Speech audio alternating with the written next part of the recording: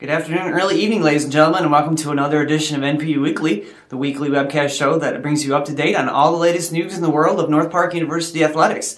I am your host, Kevin Shepke, and for this next extensive, about 25 to 30 minutes, we'll be bringing you up to date on all the latest news as now the winter sports have now dwindled down and have come to a close, and now the spring sports seasons are heating up as we will be beginning spring trips this week and this coming week for both our baseball and softball teams.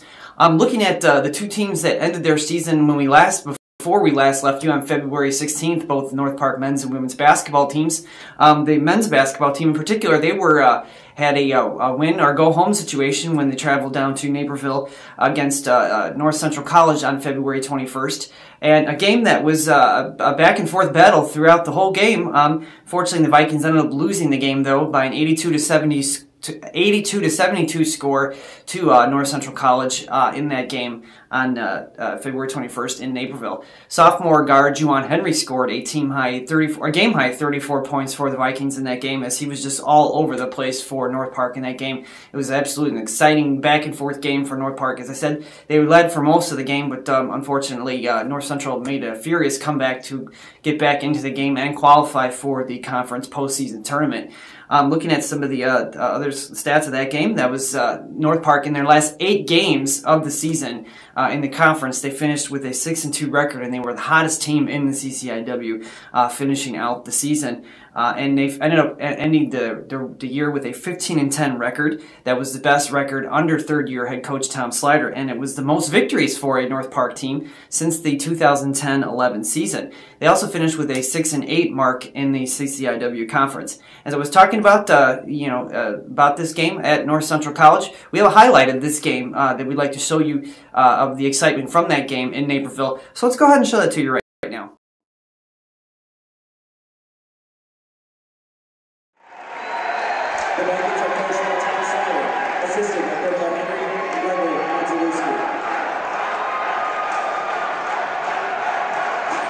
Which is over to Moten. Brandon White shuffling in, gets blocked emphatically by Jordan Robinson. And converting into 2 is Juwan Henry. Henry with a full head of steam. To the outside for Colin Lake. Sinks the 3. Off the pass from Michael Hutchinson. TJ Cobbs can turn on the Jets in a hurry. And so can Juwan Henry. 2 points. Juwan Henry slipping through 2 and 3. The floater is good. What a play from Juwan Henry. It does not renew. And now with 5 seconds left on the shot clock, Hutchinson's able to convert. To get the ball back. Fuller goes on to Charlie Rosenberg. Here's another 3. It's good.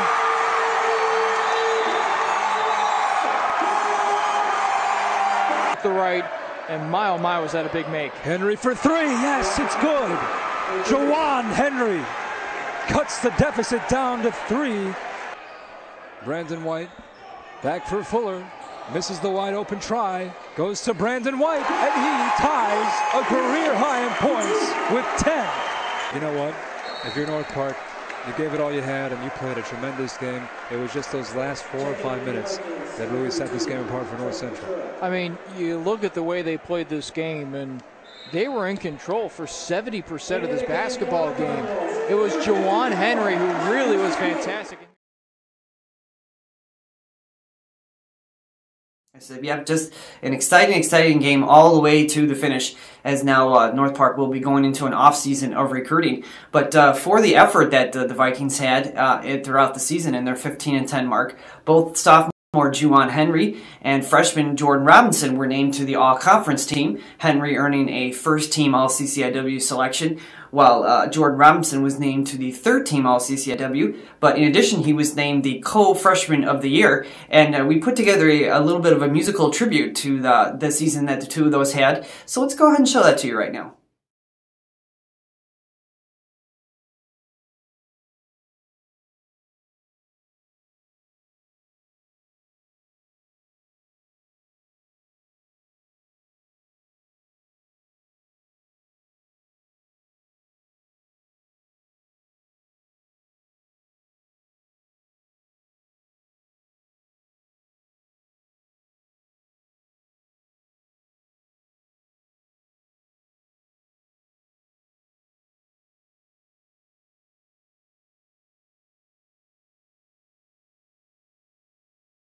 So, yep, it's just an exciting season for both Juwan Henry, Jordan Robinson, and the entire Vikings men's basketball team.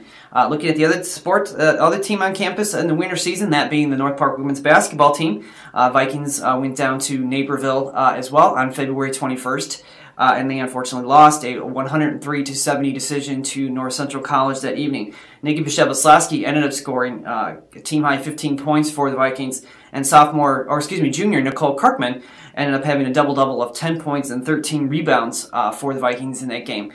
North Park ended up finishing the season with a 13-12 overall record and a 5-9 mark in the CCIW. We have a highlight from that game as well, and it was exciting Vikings action for that game. So let's go ahead and show that to you right now.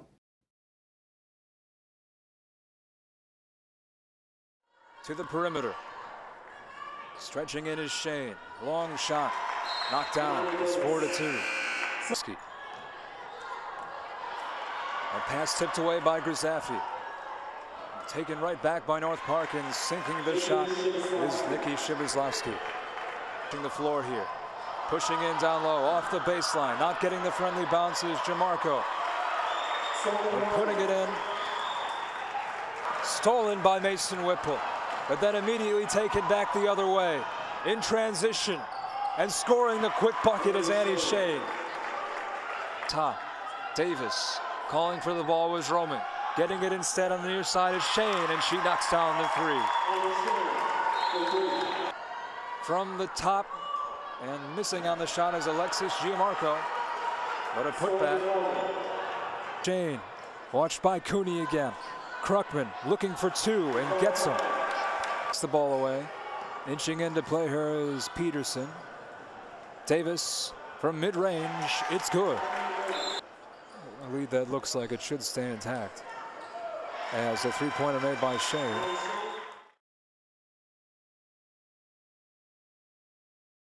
So, yep, just a really exciting game for North Park as they finished out the season down there in Naperville.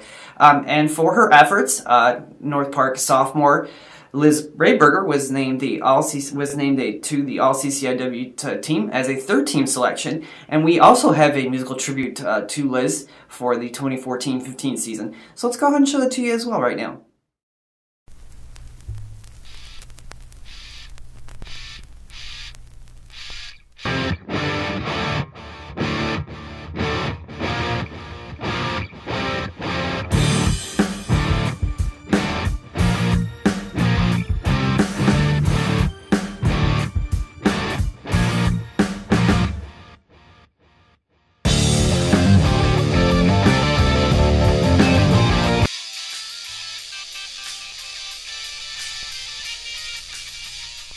So yeah, just an exciting season for both the North Park men's and women's basketball teams as they now go into an off season of recruiting, and they will be back for the 15-16 season hotter than ever. As the way they finished the 14-15 season, we're definitely looking forward to some more exciting Vikings action coming back up in the winter season next year.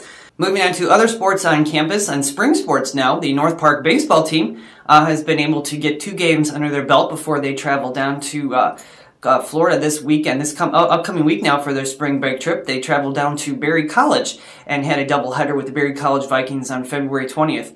They ended up splitting the doubleheader with the Vikings down there. After losing the first game by an unfortunate 11-3 score, the Vikings were able to bounce back and earn a 6-5 victory, a game that went 7 innings because of weather complications down there. But Dan Sabin was able to drive in the winning run with an RBI single in the 7th, which ended up scoring Alex Strakota in that game. And senior Matt Peterson earned the win for the Vikings on the mound as he pitched 1 in the 3rd innings, getting 2 strikeouts and a walk. So now the Vikings, they will be heading out on their spring trip on Fort Myers, Florida. Will be going down there for a series of games. They'll be starting on March 7th through March 14th. And prior to the season, but before Vikings went down to Berry College, I was able to catch up with head coach Luke Johnson to talk a little bit about the team and the upcoming season. So let's go ahead and show you that interview that Coach Luke and I had earlier a couple weeks ago. Head baseball coach Luke Johnson of the North Park Vikings. North Park coming off a 23-18 record from his season ago, as well as a 13-8 third place mark in the CCIW conference. And Coach, you're coming into your 10th season now with the Vikings. So what is your expectations now coming into the 2015 season?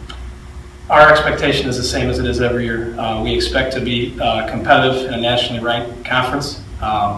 We expect to compete for a conference championship.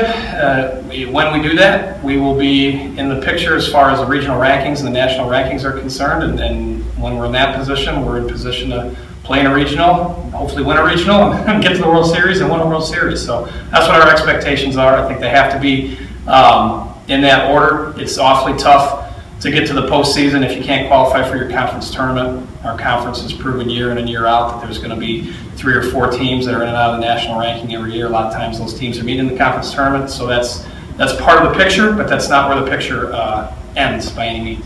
Okay. I know obviously pitching has always been a success of yours since you've been here as a head coach. Talk about what pitching is going to be like for you guys this year coming up to the 2015 campaign. Sure. We return in the neighborhood of about 150 innings from last year's staff, which was a pretty good staff. So I feel good about that. We return, I believe, 11 wins, and I think almost all of our decisions out of the bullpen. I think all 8 saves are back as well. So we will have some guys transitioning.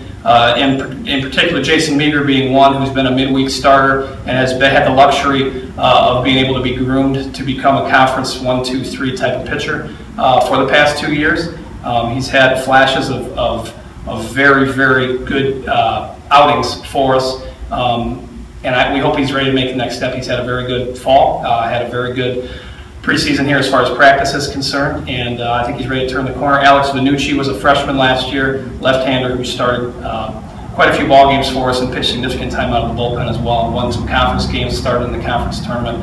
Is a very competitive left-hander at this level. So those 2 guys are going to be counted on. Kenny Blanchard has been a swing starter for us and also been a guy that's been very valuable out of the bullpen for the last 2 seasons. Kenny's going to get some time as a starter. Matt Peterson has been extremely valuable. Last year in particular, he was a very high appearance, low inning guy. Was our most consistent bullpen arm as a left-hander. He's going to get a chance to bounce in and out of the rotation. We'll see how that works out. John Nemchek is a senior who's done a little bit of the same thing from the right side as Matt has. Those guys are all in the mix. Talking about 2, you got had 8 All-CCIW conference players last year, but only 3 returned with Joe Belmonte, Dan Saban, and Zach Worsley. Talking about what those guys are going to bring to the table this year. Sure, I won't say only 3 return. I'll tell you the 3 that do return. One's a center fielder and hits in the leadoff spot. The other, and then that's in Zach Worsley's case. Joe Belmonte hits in the 4-hole in the lineup. And both those guys, Joe and Zach, have been everyday starters for Zach basically the entire time he's been here as a 3-year captain. Joe is a captain this year as well and has been a starter since about probably 3/4 of the way through his freshman year. Those are 2 good places to start. Table setter and the guy gets in the middle of the lineup. Dan Saban, if you take a look at his numbers last year, look at guys who were All-American catchers, his offensive numbers were as good as anybody in the country.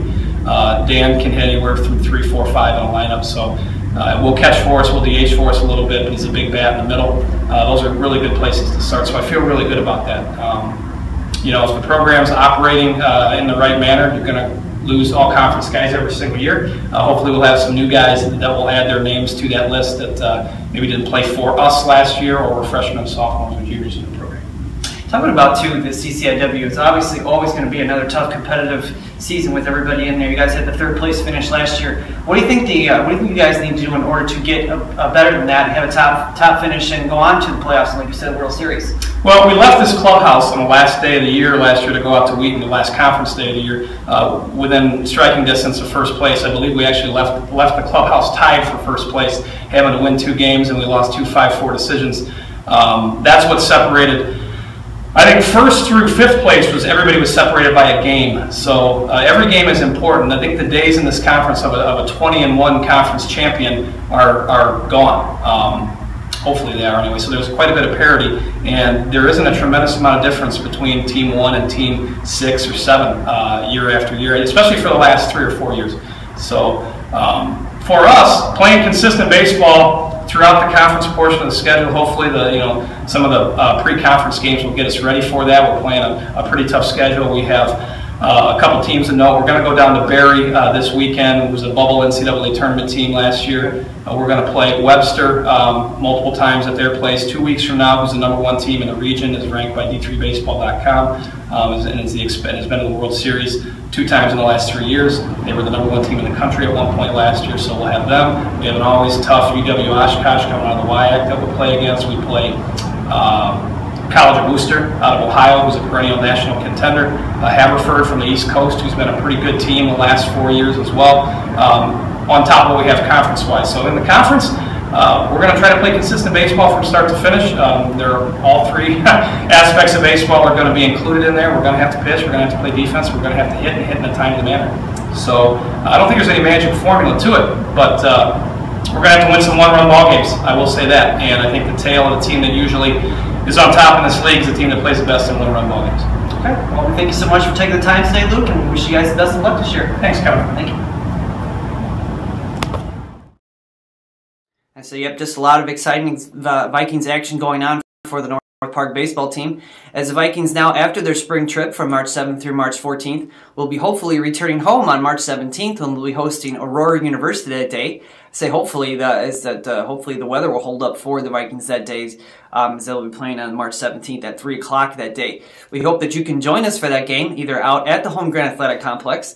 If you can't, though, we'll be bringing it to you audio only, and as well as live stats for that game on our website. So please follow that the instructions on our website to follow those games coming up, as I said, on March 17th.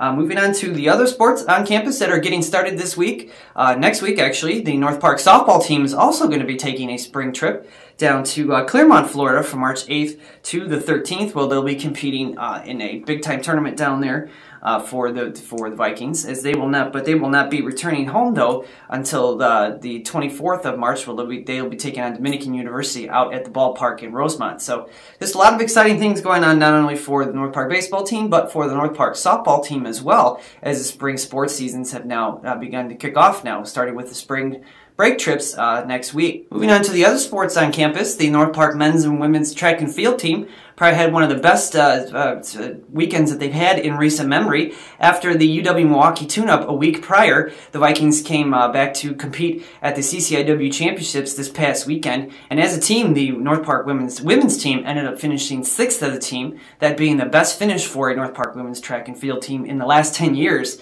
And on the men's side, there was a couple of solid individual performances for the men's team. I was able to catch up with head coach Jeff Massenet to talk a little bit about that performance the Vikings had this past weekend. So let's go ahead and show that to you right now. Head track and field coach Jeff Massenet of the North Park Vikings. North Park coming off probably one of the most successful weekends they've had in recent memory at the College Conference of Illinois and Wisconsin Championships this past weekend at Carthage College. And Jeff, let's just talk a bit about what the teams were able to do. Unfortunately, the men finished 8th overall as a team, but the women, talk about what they were able to do, finishing 6th as a team at one of the best finishes they've had in recent memory, like 10 years, you were saying. Yeah. So that was the goal going in. The goal going in, honestly, is just to do the best that we can. And then track is one of those sports where there's not a lot of defense you can play and hold the opponents to low totals or whatnot. We just have to do the best we can, and they add up the points, and that's what we get. But we're hopeful that we could finish 6th or higher, which we hadn't done since 2005. Wow. And we were able to do that. So and we had a fairly strong challenge from Milliken. They had kids stepping up and scoring in places we didn't anticipate them scoring in, so we needed to do our part and do better than we projected we would do, and we did. So we were very, very excited about that. Talking about what Alana Gunnarsson was able to do, she had 2 school records, actually 2 school records, both in the 55 meters and the 200 meters, and now she's 12th overall in the long jump, has a chance to possibly compete at NCAA Nationals in a couple of weeks. Talking about what she was able to do in this meet over the weekend. Yes, she really had an incredible meet, and it began on Friday with the long jump, which is ironically the one that she's ranked the highest in nationally, but it's the one she still doesn't have our school record in, because we've got a pretty studly school record there from from a few years back. But at any rate, she came in second in the event and was she was ranked fourth coming in, so she kind of did better than what she was anticipated to do. And Illinois Wesleyan's just got a really good group of jumpers, good jumpers and good sprinters, and it's a lot of the same kids kind of crossing over. But at any rate, she came in second in that event, jumped 5.58 meters, which when she hit the sand, it was the 8th best jump in the country up to that point this year. And a few other meets happened over the weekend to where now she's down to the 12th spot, but 17 will go to nationals, and we just have to kind of keep our fingers crossed that she survives this coming weekend with what they call last chance meets. So she came in second in the 200, was ranked 7th coming in, and was in one of the slower heats and just rose to the challenge. She ran 7/10 of a second faster than she ran a week ago, which is a pretty crazy amount of time to lump off in 1 week in the 200 to set her school record by a pretty long shot. I mean, it was a half a second she lopped off the school record. So. And then placed obviously 7th also in the 55 dash. So just a great weekend. Talk about too some of the other performers you had in the women's team. Miranda Gomez gets now 4th all time, 8th place in CCIW in 3,000 meters, as well as a 4x400 relay. They're now 5th all time in a 7th place conference finish. On the distance medley relay team, they're now 5th all time in the conference. Number 3 all time. And then Natalie Swanson too in the weight throw, which she was able to do with a 6th place conference finish, but gets a school record of 14.26 meters. Talk about what she was able to do and just those other athletes as well. Well, Natalie, first of all, I was really happy for her because she did not have a good meet last year. Just for a variety of reasons, just didn't have a good meet. She fouled 3 times in a weight throw and didn't throw very well in the shot either the next day. And so the big thing was coming into this meet and being able to actually do what she was capable of, and regardless of where that placed. And it worked out on both ends, where she got the school record and placed 6th in the weight throw. Big first throw, so she stuck it out there right in the beginning and was able to hold on in that position the rest of the meet. And then she rebounded the next day, not even rebounded, she came back strong the next day and was 7th in the shot put to be all conference and score big points for both of us for the team in both of those events. So great weekend for her, and we're excited about outdoors because the discus is her best event, and that's an outdoor only event, and we're real excited about what she and Brianna Lippert can do in that event for us. Mia Gomez, she doesn't like Miranda, but we call her Mia, so she had a great anchor leg on our distance medley relay that came in 5th, which for us is huge, that we were smack in the middle of that thing as opposed to being off the back. And we just about got North Central at the end to come in 4th, but we didn't. And so that in and of itself is being close to those guys we're excited about. But so 3rd best all-time time, we came in 5th. The school record that we have is a team that won the DMR back in the day, back in the early 2000s. So they set a nice benchmark for us to try to get in the next couple of years because we don't lose anybody in that distance squad for a long time. So, so at any rate, those were between that and then the 4x4. We're excited about the way our relays ran this weekend. Talking about too now you guys are going to be moving more towards the outdoor season. How much of a momentum now do you think the women's team is going to have going into the outdoor season after such a successful weekend like this?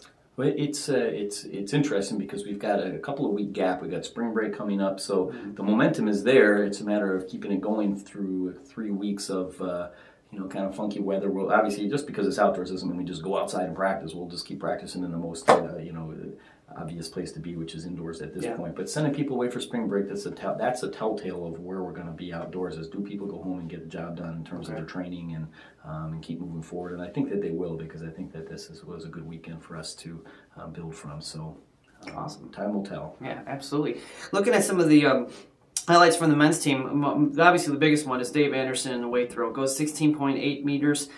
Gets a school record there. Is in 2nd place. Gets all conference. Now ranks in the top 40 in the NCAA. Talking about what Dave was able to do, he's just continuing to have an exceptional, extraordinary senior season for the Vikings. Talking about what he's been able to do. He is similar to Natalie that I mentioned earlier. The biggest thing that Dave accomplished this weekend, regardless of place, was that he showed up at the big meet of the year and he showed up to compete and got it done.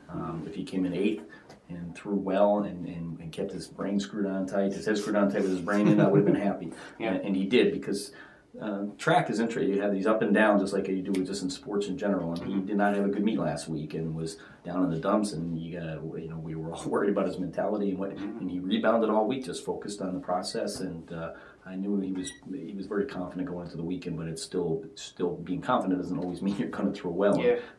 But he did, and he took the lead on his 4th throw. He held it on his 5th throw and was just edged out by one of the Carthage guys.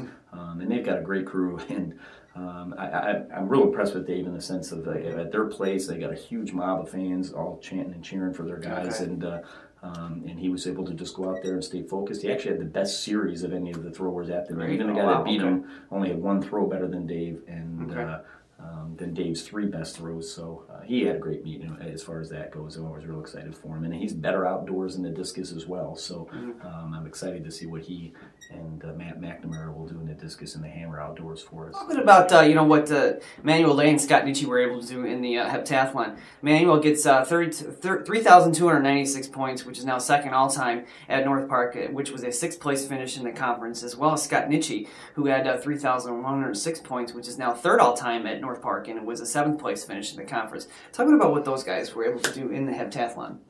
We asked them to step up and jump in the hep for us. They're pole vaulters that we didn't think were going to have a chance to score in that event, and just looking at the rest of the conference, we thought that there was a chance that they might be able to sneak in there and score a point or 2 for us if we put them in the hep, and they were willing. Excited to do it, and it worked out for us. We were able to get 5 pretty valuable team points out of that. They both had nice days on Friday. The first 4 events, Manny had 4 PRs and personal records, and Scott had 3. Scott then the next day had a great pole vault, got his all-time best in the pole vault as part of the HEP on Saturday, and they outscored where I projected they would score. So they just basically did that for the team, and we were fortunate that it worked out to where they had a good experience and showed. Hopefully the rest of the team is like, look, sometimes you just kind of you do something for the squad, and you step up when asked, and we're real proud of them for doing that. Okay. Talking about, too, what the distance medley relay team was able to do. They took 7th overall in the conference, had a time of 11:04.79, which is now number 4 all time at North Park. Just talking about what the medley relay team was also able to do after you guys at the conference. We're still continuing to move forward with our distance program, and the first few teams are just out there, and there's not a whole heck of a lot we can do at this juncture if we're going to go out and beat North Central or Augie or these types of teams. So we just go out there and do the best we can with, and the last couple of years we've been fortunate to where we've been in a fight for 6th or 7th or 8th, and we've come to this year we got 7th, and it's nice when you look at the fact that we've had track at North Park since the early 60s. So you're talking about 50 years. When you're getting kids to do stuff that are becoming these all-time top marks, number 4, number 3. Absolutely. In perspective, it's pretty good stuff that for 50 years, there's only been 2 teams or 3 teams or whatnot, relay squads that have ever run faster than that. And we hope for more and can do more in the future, but in the grand scheme of things, we're pretty excited about what they're doing. Awesome. Well, thanks so much, Jeff, for taking the time today, and we wish you guys the best of luck in the weeks to come and the outdoor season. Thanks, Kevin. Thanks so much. So, just an exciting time for the North Park men's and women's track and field teams, and we wish their individuals the best of luck these coming weeks, as hopefully they will qualify for the NCAA national meets. So, this is, like I said, this has been another edition of NPU Weekly. We hope that you'll be enjoyed this edition of NPU Weekly, and we hope that you catch up with all North Park Viking athletics coming up this next week, as baseball and softball will be taking their spring trips this next week before they'll be returning home for hopefully some good competition, meaning weather-wise competition in the next couple of weeks. And as that spring sports seasons are now kicked off, and the track and field team will be off to their outdoor season soon as well. So, and in the meantime, keep on up with the North Park Vikings, and go Vikings!